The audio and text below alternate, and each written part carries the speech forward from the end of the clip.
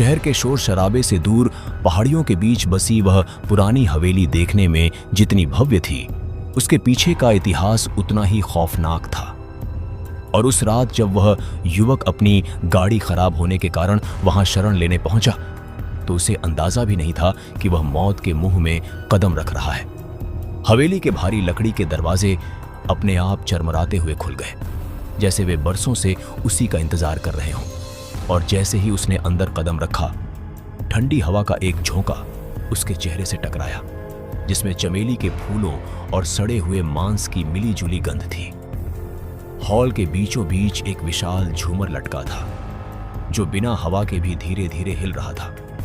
और उसकी परछाई दीवारों पर किसी नाचते हुए शैतान जैसी लग रही थी। युवक ने आवाज लगाई कि क्या कोई है, लेकिन उसकी आवाज गूंजकर वापस आ गई और उसके साथ ही ऊपरी मंजिल से किसी के भारी कदमों की आहट सुनाई देने लगी, जैसे कोई भारी जंजीरें घसीटते हुए चल रहा हो। उसने अपनी जेब से टॉर्च निकाली,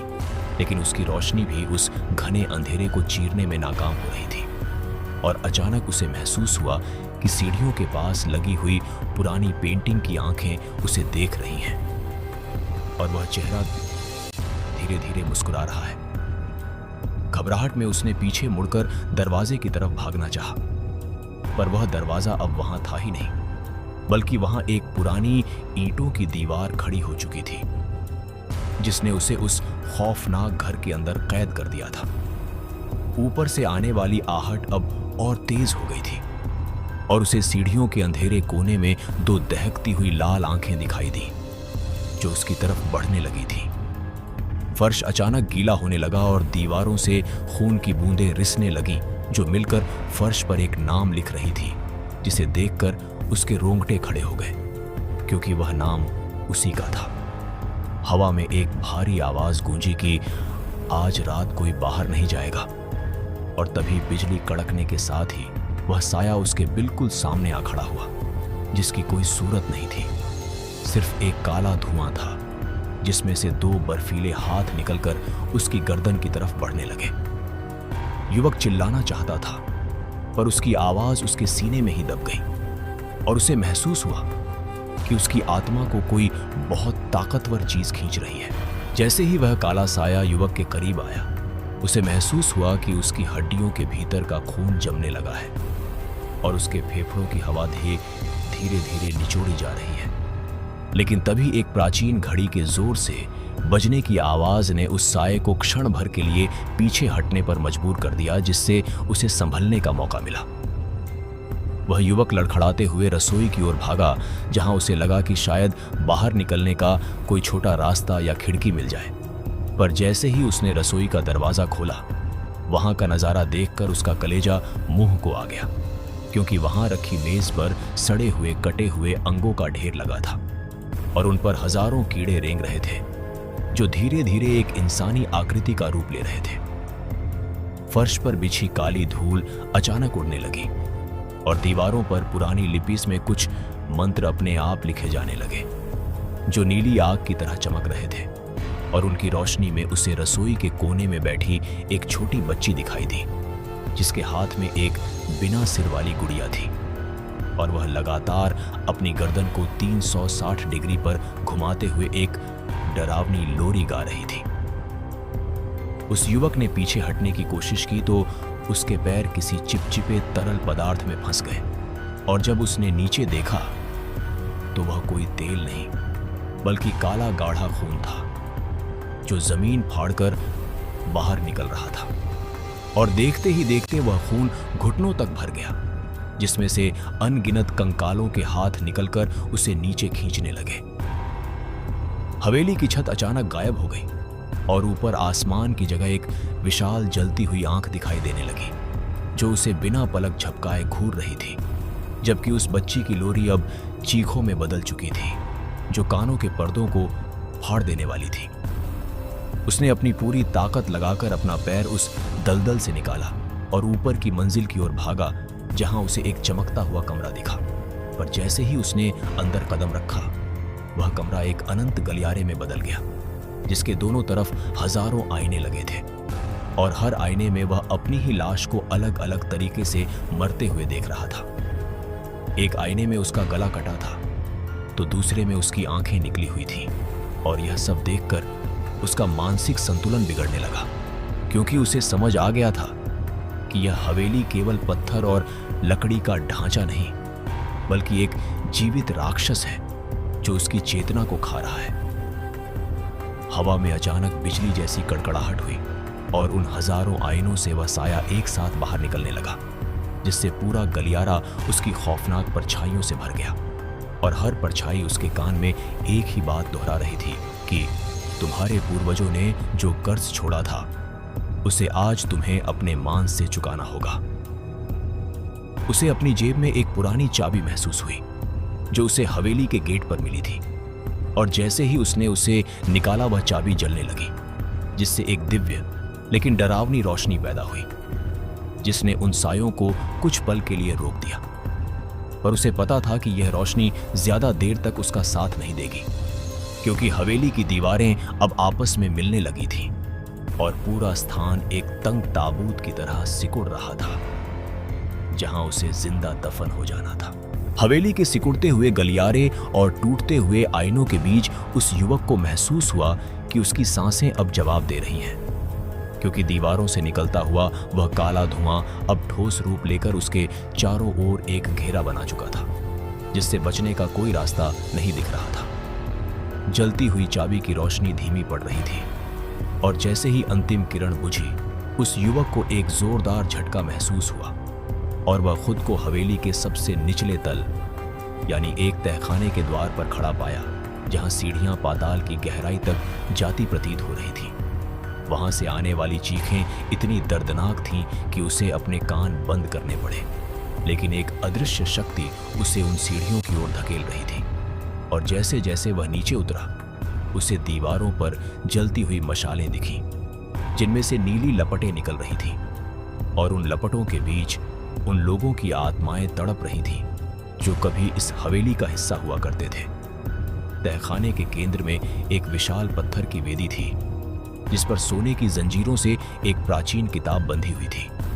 जिसके पन्ने अपने आप पलट रहे थे,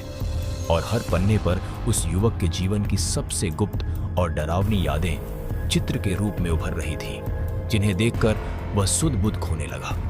अचानक वेदी के पीछे से वही बिना सिरवाली गुड़िया वाली बच्ची प्रकट हुई, लेकिन अब उसका कद 7 फीट लंबा हो चुका था और उसके शरीर से मांस के लोथड़े गिर रहे थे, जिसने अपनी लंबी जीभ से युवक के चेहरे को चाटा और एक ऐसी आवाज में बात की जो हजारों लोगों के एक साथ बोलने जैसी लग रही थी। उसने कहा कि इस किताब का आखिरी पन्ना अभी खाली है, क्योंकि वहां तुम्हारी मृत्यु का विवरण लिखा जाना बाकी है। और जैसे ही उसने यह कहा, वेदी के पास रखी एक कुल्हाड़ी हवा में तैरने लगी और युवक की गर्दन की ओर तेजी से बढ़ी। युवक ने अंतिम क्षण में झुककर खुद को बचाया और उस प्राचीन किताब को वेदी से खींचने की कोशिश की, लेकिन जंजीरों ने उसके हाथों को जकड़ लिया और उसे महसूस हुआ कि उसके हाथों की खाल उन जंजीरों के लोहे के साथ चिपक कर जल रही है। पूरे तहखाने में भूकंप जैसा कंपन होने लगा और छत से भारी पत्थर गिरने लगे, जिससे उसे लगा कि यह पूरी हवेली अब उसके ऊपर ही गिर जाएगी। लेकिन तभी उसने देखा कि उस किताब के बीच में एक सूखा हुआ मानव हृदय रखा है, जो अब भी धीरे धीरे धड़क रहा था। उसे समझ आ गया कि यही इस हवेली की जान है, और अगर वह इसे नष्ट कर दे तो शायद यह तिलस्म टूट जाए। पर जैसे ही उसने उस हृदय को छूने के लिए हाथ बढ़ाया, पूरी हवेली की रूहें एक साथ चिल्लाईं, जिससे उसके कान से खून बहने लगा और वह घुटनों के बल गिर पड़ा। उस अंधेरे में अब उसे अपने मृत परिजनों के चेहरे दिखाई देने लगे, जो उसे अपनी ओर बुला रहे थे, और उनके पीछे वही काला साया खड़ा था, जिसके हाथ में अब एक लंबी दरांती थी, जो सीधे युवक के सीने की तरफ आ रही थी। दरांती के वार से बचने के लिए वह युवक जमीन पर लुढ़क गया, और उसी क्षण उसे एहसास हुआ कि वह धड़कता हुआ हृदय ही इस पूरी मायावी दुनिया का केंद्र बिंदु है। इसलिए उसने अपनी पूरी ताकत समेटकर वेदी पर रखी उस जलती हुई चाबी को उस सूखे हृदय के आर पार घोंप दिया, जिससे एक ऐसी भयानक चीख गूंजी जो इस दुनिया की नहीं लगती थी। उस हृदय से काले खून का फवारा फूटा जो युवक के चेहरे पर गर्म तेजाब की तरह लगा और पूरी हवेली किसी घायल जानवर की तरह थरथराने लगी, जहां दीवारें कागज की तरह फटने लगी और उन दरारों से हजारों सफेद हाथ बाहर निकलकर हवा में छटपटाने लगे। वह 7 फीट लंबी बच्ची और वह काला साया दोनों ही धुएं की तरह बिखरने लगे, लेकिन उनकी आंखों में हार का डर नहीं, बल्कि एक भयावह हंसी थी, जैसे वे कह रहे हों कि यह तो बस अंत की शुरुआत है। अचानक फर्श फट गया और युवक सीधे एक गहरी अंधेरी खाई में गिरने लगा, जहां उसे महसूस हुआ कि समय और स्थान का कोई अस्तित्व नहीं बचा है और वह किसी अनंत शून्य में तैर रहा है, जहां केवल उन लोगों के चेहरे तैर रहे थे जिन्हें उसने खो दिया था। जब उसकी आंखें खुलीं तो उसने खुद को हवेली के बाहर उसी टूटी हुई गाड़ी के पास पाया और सूरज की पहली किरणें पहाड़ियों के पीछे से निकल रही थी, जिससे उसे लगा कि शायद वह सब एक बुरा सपना था।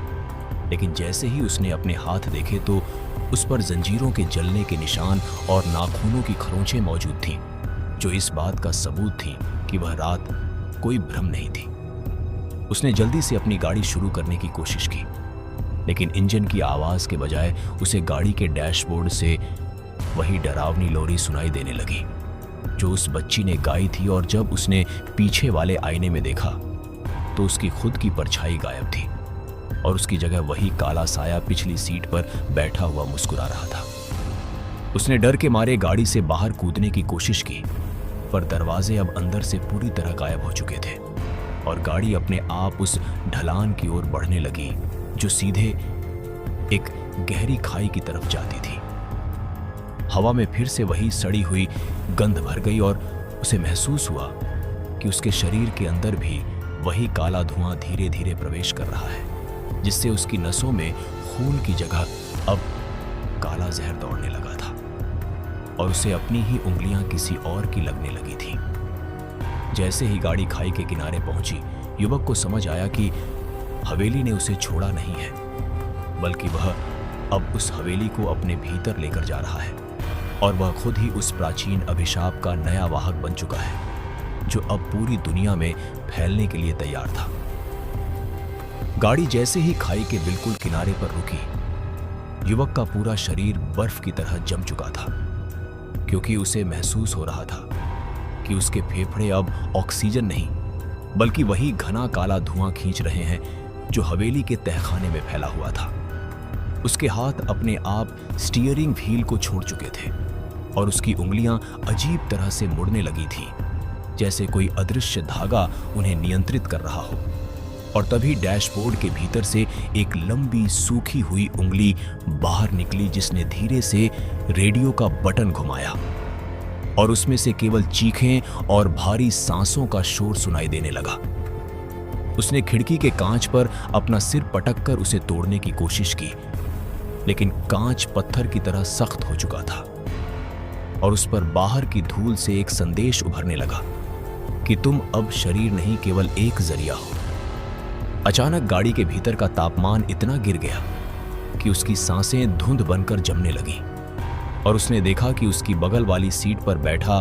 वह काला साया अब धीरे धीरे उसके शरीर में समा रहा है, जिससे उसकी नसों का रंग काला पड़ने लगा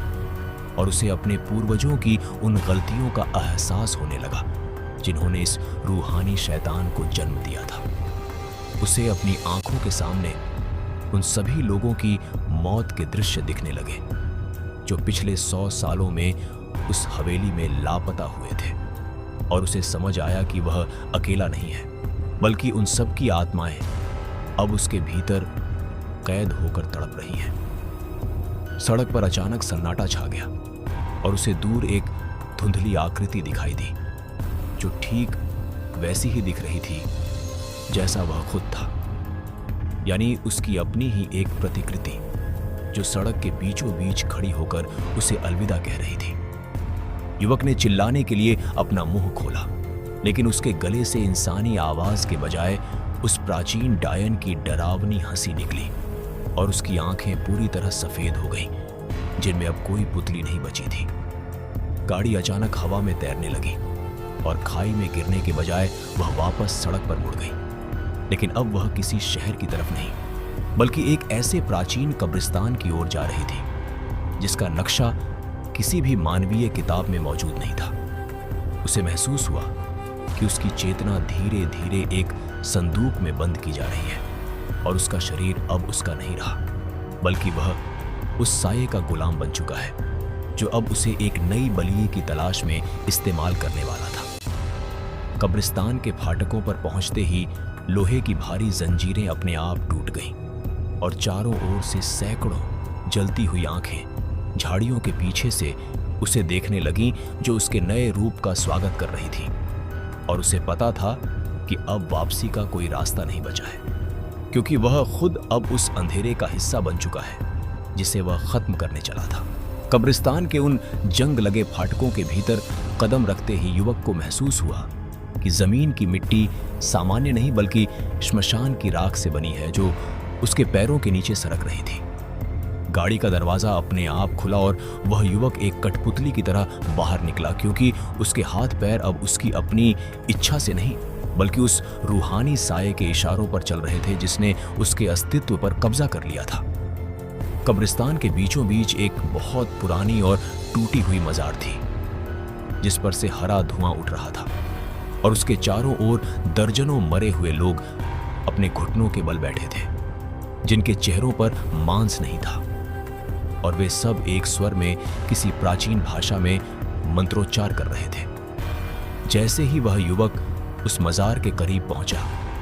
उन लाशों ने अपना मंत्रोच्चार रोक दिया और अपनी खाली आंखों से उसे देखने लगे, जैसे वे उसके भीतर छिपे उस शैतान को पहचान गए हों। अचानक युवक के सीने में एक असहनीय दर्द उठा और उसकी खाल फटने लगी,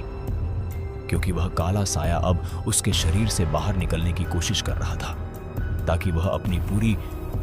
शक्ति के साथ इस पवित्र धरती को अपवित्र कर सके। उसकी चीखें पूरे कब्रिस्तान में गूंज उठी, लेकिन वहां कोई इंसान नहीं था जो उसकी मदद कर सके, बल्कि वहां मौजूद हर रूह उस दर्द का आनंद ले रही थी। तभी मजार के पत्थर आपस में टकराकर हटने लगे और नीचे से एक ऐसी सीढ़ी दिखाई दी जो सीधे नर्क के पहले द्वार की ओर ले जा रही थी, जहां से गंधक और जलते हुए मांस की गंध आ रही थी। युवक के शरीर से वह काला धुआं बाहर निकलकर एक विशाल राक्षस के रूप में खड़ा हो गया, जिसका सिर आसमान को छू रहा था और उसकी हर सांस से आग की लपटें निकल रही थी। उस राक्षस ने युवक को उठाकर उस मजार के गड्ढे में फेंक दिया,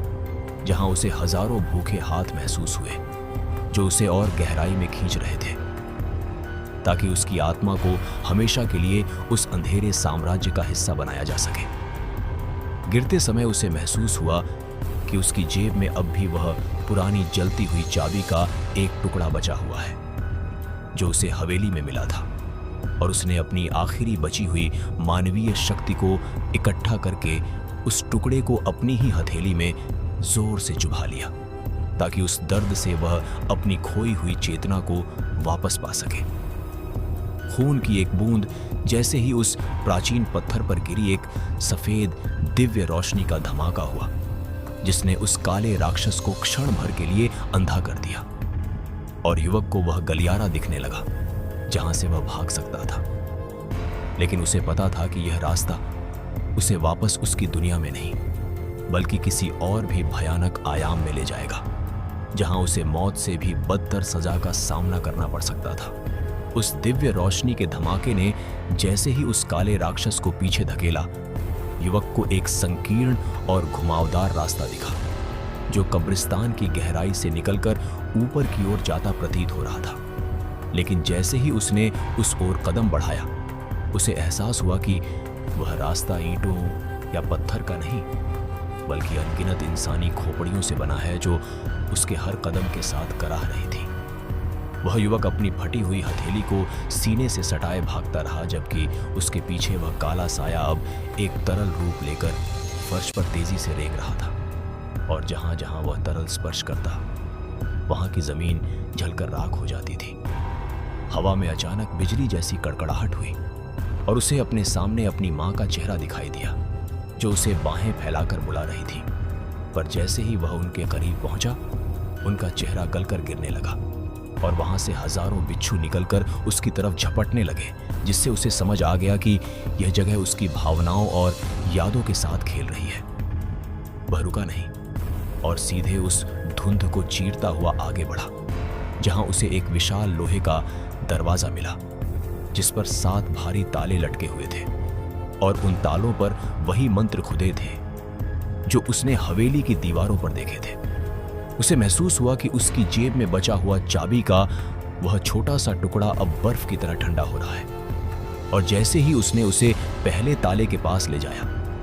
वह ताला किसी चीख के साथ अपने आप टूटकर गिर गया, लेकिन साथ ही युवक के शरीर का एक हिस्सा सुन्न होने लगा, जैसे उसकी आत्मा का एक भाग उस ताले की जगह ले रहा हो। एक एक करके उसने 6 ताले तोड़ दिए, लेकिन 7वें ताले के सामने पहुंचते ही उसकी ताकत जवाब दे गई, क्योंकि वह ताला किसी धातु का नहीं बल्कि जम चुके खून का बना था, जिसे खोलने के लिए उसे अपनी अंतिम सांस की बलि देनी पड़ती।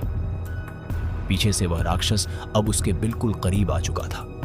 और उसने अपने विशाल पंजे युवक के कंधों पर गड़ा दिए,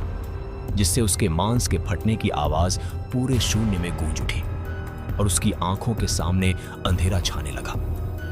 उस असहनीय पीड़ा के बीच उसे एहसास हुआ कि अगर वह इस दरवाजे को नहीं खोलता तो वह राक्षस इस दुनिया के द्वार खोलकर तबाही मचा देगा। इसलिए उसने अपनी पूरी आत्मशक्ति को अपनी मुट्ठी में समेटा और अपनी जान की परवाह किए बिना अपनी घायल हथेली को उस 7वें ताले पर रगड़ दिया। एक कान फाड़ देने वाले धमाके के साथ वह दरवाजा खुला और एक ऐसी तेज रोशनी बाहर निकली जिसने उस राक्षस को टुकड़ों में बिखेर दिया। लेकिन उस रोशनी की तीव्रता इतनी अधिक थी कि युवक के शरीर की कोशिकाएं जलने लगी और वह खुद को एक ऐसे स्थान पर गिरता हुआ महसूस करने लगा जहां न प्रकाश था और न ही अंधकार। जब उसकी चेतना वापस आई तो वह किसी अस्पताल के बिस्तर पर था और उसके चारों ओर डॉक्टर खड़े थे, जो उसे देखकर हैरान थे, क्योंकि उनके अनुसार वह युवक 3 दिन पहले एक पहाड़ी दुर्घटना में मृत घोषित किया जा चुका था। पर जैसे ही उसने बोलने के लिए अपना गला साफ किया, उसके मुंह से शब्द नहीं बल्कि वही काली राख बाहर निकली जो उस कब्रिस्तान की मिट्टी थी। अस्पताल के उस सफेद ठंडे कमरे में डॉक्टरों की टोली पीछे हट गई जब उन्होंने उस युवक के मुंह से निकलती हुई काली राख और उसकी आंखों के भीतर रेंगते हुए काले धागों को देखा, जो किसी जीवित परजीवी की तरह उसकी पुतलियों के पीछे छिप रहे थे। युवक ने उठने की कोशिश की तो उसे महसूस हुआ कि उसका शरीर अब मांस का नहीं बल्कि उसी हवेली की पुरानी लकड़ी और मलबे की तरह भारी और बेजान हो चुका है। और जैसे ही उसने फर्श पर अपना पैर रखा, पूरे अस्पताल की बिजली एक झटके में गुल हो गई और दीवारों पर लगे मॉनिटर पर हृदय गति की लकीरों के बजाय डरावनी आकृतियां और वही प्राचीन मंत्र उभरने लगे जो उसने तहखाने में देखे थे। अंधेरा होते ही वार्ड में मौजूद नर्सों की चीखें गूंजने लगीं, क्योंकि वे देख सकती थीं कि उस युवक की परछाई अब दीवारों पर स्वतंत्र होकर घूम रही थी और जिस भी डॉक्टर को वह छूती, वह शख्स वही पत्थर की तरह जम जाता और उसका चेहरा डर के मारे विकृत हो जाता था। वह युवक अब पूरी तरह से होश में नहीं था, बल्कि उसकी चेतना उस प्राचीन अभिशाप के साथ विलीन हो चुकी थी और उसे अस्पताल की गलियारे अब उसी हवेली के गलियारों की तरह देखने लगे थे, जहां हर कमरे के पीछे कोई नया खौफ छिपा था। वह लड़खड़ाते हुए मुख्य द्वार की ओर बढ़ा, पर उसे महसूस हुआ कि अस्पताल के शीशे के दरवाजों के बाहर शहर नहीं बल्कि वही घना और काला जंगल है जहां से उसकी यह खौफनाक यात्रा शुरू हुई थी और आसमान से बारिश के बजाय खून की बूंदें गिर रही थीं, जो शीशों पर टकराकर वापस आओ लिख रही थीं। उसने अपने हाथों को देखा तो पाया कि उसकी उंगलियों के पोरों से अब वही काला धुआं निकलकर हवा में जहर घोल रहा था, जिससे वहां मौजूद हर जीवित वस्तु मुरझाने लगी थी और फूलों के गमले पल भर में राख के ढेर में बदल गए। तभी अस्पताल के पीए सिस्टम पर एक आवाज गूंजी, जो किसी इंसान की नहीं बल्कि उसी बिना सिर वाली गुड़िया वाली बच्ची की थी, जो अब उसे पिता कहकर पुकार रही थी और कह रही थी कि तुमने दरवाजा खोलकर हमें इस दुनिया में आने का रास्ता दे दिया है। अब हम सब मिलकर इस शहर को एक कब्रिस्तान बनाएंगे। युवक ने अपना सिर दीवारों पर दे मारा ताकि वह इस भयावह सपने से जाग सके, लेकिन हर टक्कर के साथ अस्पताल की दीवारें फटने लगी और उनमें से वही सफेद हाथ बाहर निकलकर अस्पताल के मरीजों को घसीटकर दीवारों के भीतर ले जाने लगे। उसे समझ आ गया कि वह अब नायक नहीं बल्कि उस विनाश का दूत बन चुका है जिसे रोकने की उसने कोशिश की थी, और उसके भीतर की मानवीय आत्मा अब एक बहुत छोटे पिंजरे में कैद होकर सिर्फ अपनी बर्बादी को देखने के लिए मजबूर थी। जैसे ही वह अस्पताल की मुख्य सीढ़ियों से नीचे उतरा, उसे सामने सड़क पर हजारों की संख्या में वही काली आकृतियां खड़ी दिखी, जो उसके स्वागत में अपने सिर झुकाए हुए थी, और उनमें से हर एक का चेहरा अब उसी युवक जैसा ही दिखने लगा था, जैसे वह कोई संक्रामक बीमारी हो जो पूरी मानवता को निगलने के लिए तैयार खड़ी हो। अस्पताल की सीढ़ियों से उतरते ही युवक ने देखा कि पूरा शहर एक खौफनाक कब्रिस्तान में तब्दील हो चुका था, जहां सड़कों पर गाड़ियां जल रही थीं और चारों ओर एक गहरा मटमैला कोहरा छाया हुआ था, जिसमें से इंसानी चीखें किसी संगीत की तरह गूंज रही थीं। वह जैसे जैसे आगे बढ़ता गया, उसके पीछे चलने वाली उन काली आकृतियों का हुजूम बढ़ता जा रहा था, और वे सब एक लय में उसके कदमों की आहट पर चल रहे थे, मानो वह उनका कोई सेनापति हो जिसने नर्क के द्वार खोल दिए हों। हवा में अब केवल सड़ी हुई लाशों की गंध नहीं थी, बल्कि एक ऐसी ऊर्जा थी जो जीवित लोगों की इच्छा शक्ति को सोख रही थी। और युवक ने देखा कि जो भी व्यक्ति उस कोहरे के संपर्क में आता, वह घुटनों के बल बैठकर अपनी ही खाल को नाखूनों से छीलने लगता, ताकि उसके भीतर से भी वही काला साया बाहर निकल सके। उसे अचानक अपने भीतर एक अजीब सी तड़प महसूस हुई, और उसे एहसास हुआ कि उसका हृदय अब धड़क नहीं रहा है, बल्कि वह प्राचीन सूखा हुआ हृदय जो उसने हवेली में देखा था, अब उसके सीने के भीतर जगह बना चुका है, और उसे जीवित रहने के लिए अब खून की नहीं बल्कि मासूम रूहों के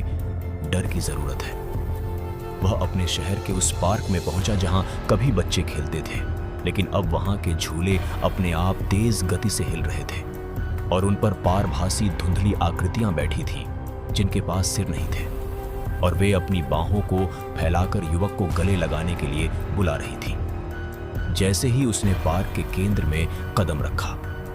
जमीन के नीचे से विशाल काली जड़ें बाहर निकलीं, जिन्होंने आसपास की इमारतों को लपेटकर ताश के पत्तों की तरह ढा दिया, और उन मलबों से वही पुरानी हवेली फिर से उभरने लगी, लेकिन इस बार वह पहले से 1000 गुना बड़ी और भयानक थी। उस हवेली की खिड़कियों से अब हजारों की संख्या में वही बिना सिर वाली गुड़िया वाली बच्चियां बाहर झांक रही थीं, और सबकी नजरें उसी युवक पर टिकी थीं